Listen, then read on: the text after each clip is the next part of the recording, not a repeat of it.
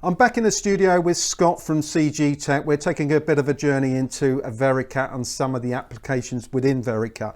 We're going to be talking about cutting limits. Now, this is a function where a lot of engineers may not know it's in VERICUT, or if you don't use VERICUT, it's a reason why you should consider it. Now, cutting limits. I presume that most engineers like to maybe exceed the recommendations from the tooling manufacturer, but this software really helps prevent any breakages and also extends the tool life. What we're trying to demonstrate here is when you get deeper into VERICUT, if you use VERICUT to its full extent, you shouldn't have any accidents on the machine. And some of what we're demonstrating today, Mark, is often overlooked or not considered prior to looking at VERICUT. So it's just demonstrating some of the power of some of the tools and functions we have within our software. So if I run this simulation through, if we look at our log file, which is where all our errors are detected, we aren't seeing any problems. Is that, as far as VERICUT is concerned at the moment, part's good to go, no problems. That's no because collisions. You haven't set the tool parameters. Yes, because I haven't set a cutting limit at the moment. Okay. Yeah. Okay, so what do I mean by a cutting limit is the question. So I'm just going to reset. We're going to come into the tool manager. Okay, we're going to have a look at this tool. So what we have here is a tab called cutting limits.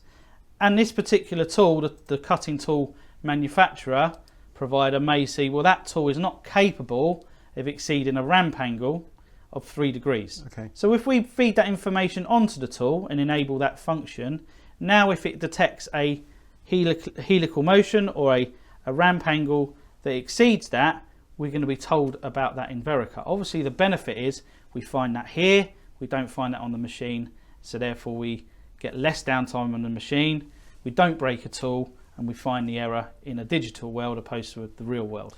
And that must be a great benefit to many engineers, because I think a lot of engineers would like to push their machine towards their tooling, but really if you want to know exactly what's happening with that tool and to make sure that you're not exceeding, therefore obviously the cutting limits within VERICUT is such a big part of what you actually do, isn't it? The whole objective of VERICUT is to find the errors here. Yeah. That's the whole point. Right first time, every time.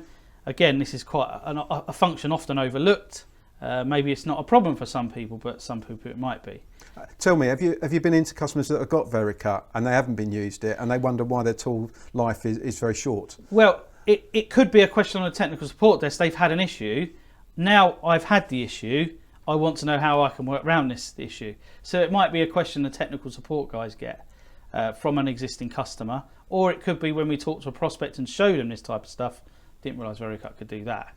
They're the sorts of things. That's the whole objective of doing the technical corners. And when we were speaking about the reviewer system and application you've got as well, is that you've got different people programming different jobs, but if you've got all the data in there, you can actually just watch the reviewer, watch the machine, cutting through from a simulation point of view, and then you can think, yeah, I'm guaranteed I can press the button, job done. Exactly. So the difference now is when I play through the simulation is I'm not going to stop at an error, but each time the tool, it ran through quite fast, but each time the tool exceeded that, when it ramped in, you get the warning message here. And of course, as always, that's all dynamically linked. So all this yellow is being displayed as a warning, and this warning the end user you've exceeded your cutting condition.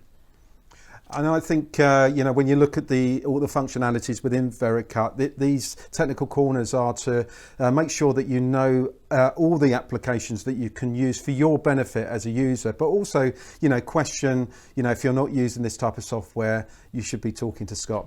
What can the engineers actually grab from you if they want a bit of a demo across the board? Do you talk about just some of the applications, or do you give an overview of? We obviously ask how much time the end user's got. If we've only got an hour, there's only a certain amount of the software we can show, but we'd always try and qualify what's actually applicable to our prospect or our existing user.